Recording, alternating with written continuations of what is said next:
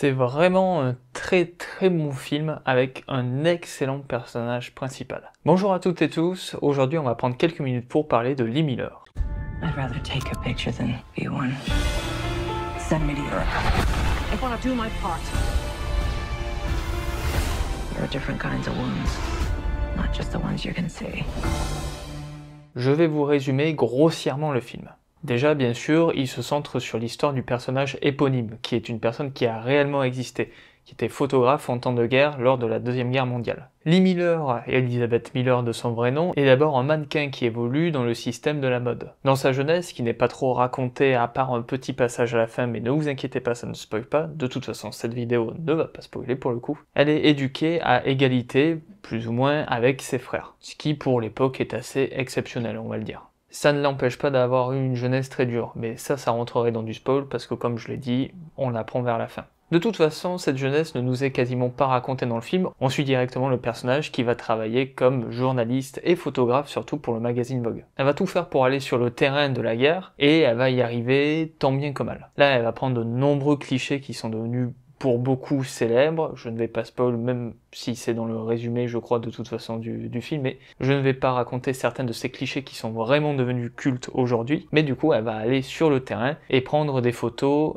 des soldats qui sont blessés, mais aussi de la population. Parce que oui, ça se passe en pleine libération, c'est-à-dire le passage où les Alliés prennent possession du territoire français pour le libérer du joug allemand. Et donc on a toutes les joyeusetés de la libération, c'est-à-dire la maltraitance des femmes qui ont couché avec les soldats allemands. Et là on a les passages de rasage de crâne de ces personnes justement. Mais avant de parler de ça, de l'aspect esthétique de la guerre, comment tout ça est filmé, etc., je tiens quand même à dire que le film tient beaucoup sur son personnage principal, qui est vraiment un personnage excellent, qui est tantôt très oisive, tantôt très impliquée, qui est tantôt pathétique, tantôt courageuse, enfin c'est un personnage qui est assez complexe, vraiment qui est, j'allais dire très bien écrit, c'est un personnage qui est, enfin c'est un personnage historique, donc elle a été en partie écrite, c'est en partie romancé, mais il y a quand même une part de vrai, j'imagine. Je connais pas l'histoire de cette personne malheureusement, et je me suis pas trop renseigné pour pas me gâcher le film. Donc je saurais pas dire si c'est vraiment très fidèle. Il n'empêche que c'est un personnage qui est très plaisant à suivre, tout simplement parce qu'elle est un peu en décalage justement avec son époque. C'est une femme qui n'a pas peur de se montrer nue devant des hommes, qui n'a pas peur de fumer, qui n'a pas peur de prendre sa place justement parmi les hommes. Et en plus, elle est jouée par Kate Winslet, qui est vraiment une actrice incroyable, qui a vraiment très bien campé ce personnage. Bon, de toute façon, l'actrice est très forte. Il n'y a pas grand chose de plus à dire dessus. Et elle permet quand même de tenir le film parce que je vais revenir quand je parlerai un peu plus de la mise en scène. Du coup, effectivement, on arrive en pleine libération du territoire français. Là, on a des passages qui sont plus ou moins heureux avec des enfants qui jouent sur les voitures laissées là par les Allemands.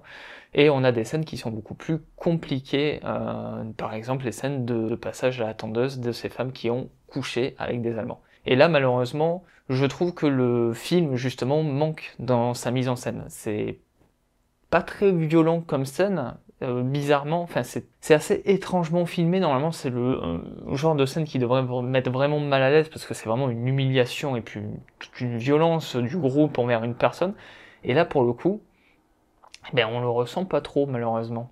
Non seulement on le ressent pas trop, mais en plus on passe assez vite dessus, c'est des scènes qui sont très courtes, qui sont juste là presque pour dire on l'a mis, qui sont pas plus impactantes que ça finalement. Pour revenir sur le personnage principal, ce qui est intéressant avec elle, c'est que elle est à la fois poussée par une quête personnelle, c'est-à-dire qu'elle connaît des Français avec qui elle passait des vacances justement en France, et donc elle a quand même envie de les retrouver aussi, d'avoir de leurs nouvelles, de savoir comment ils vont, etc.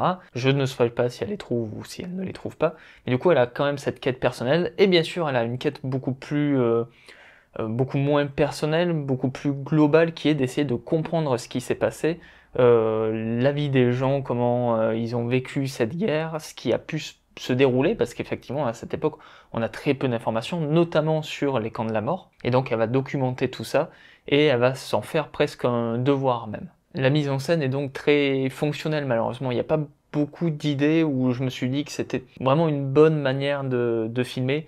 Il y a une scène, sans spoil encore une fois, mais avec un train du coup, où on joue sur le focus du point qui passe du personnage au train, ce qui permet vraiment de montrer en fait l'étendue du massacre. Voilà, il y a vraiment très peu de mise en scène assez intéressante. En fait, le film est assez académique dans sa manière de mettre en scène ce genre de film. Il prend pas de risque, entre guillemets. Les scènes qui doivent être filmées caméra épaule sont filmées caméra épaule.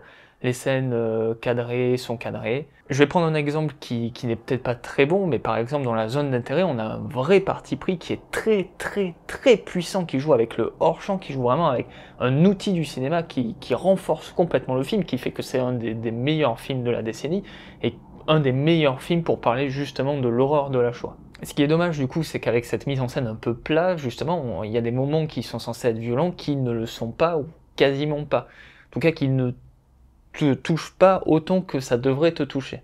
La gestion de la musique, c'est aussi de cet acabit malheureusement. Et en même temps, comme le dit François Truffaut, on peut pas faire un film de guerre sans esthétiser la guerre, donc est-ce que c'est une bonne idée de demander d'esthétiser cette chose? Je suis pas totalement d'accord avec cette phrase de Truffaut, et justement, on parlait de la zone d'intérêt, je trouve que la zone d'intérêt a vraiment une esthétique qui renforce l'horreur de ce qui s'est passé. Quand même, je trouve que c'est dommage, avec un tel sujet, de faire dans ce style aussi banal. Le film reprend même le cliché du personnage qui raconte son histoire, qui est quelque chose autour de la Première et de la Seconde Guerre mondiale qu'on a vu et vraiment revu. Je crois que la dernière fois que je l'ai vu, c'était en 2023 dans le film Une vie avec Anthony Hopkins.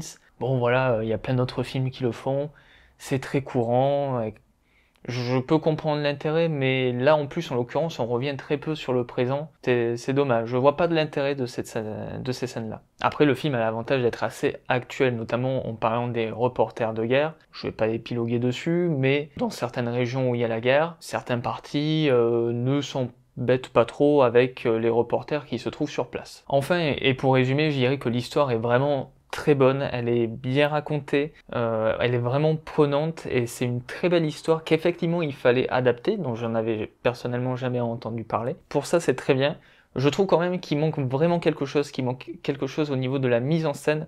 Après c'est le premier film d'Helen Currer, qui est donc la réalisatrice, directrice de la photographie sur d'autres films, donc ça peut expliquer aussi pourquoi au niveau de la mise en scène c'est pas encore ça.